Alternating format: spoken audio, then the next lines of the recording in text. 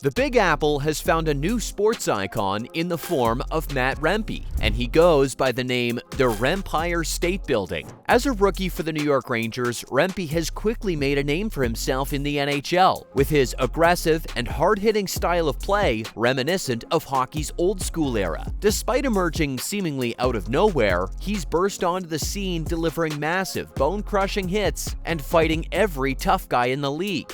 In this video, we'll explore Rempe's journey to the NHL spotlight and how this monster of a player snuck up on NHL fans, took the league by storm, and sparked debates about the role of fighting in the modern game. Let's dive in.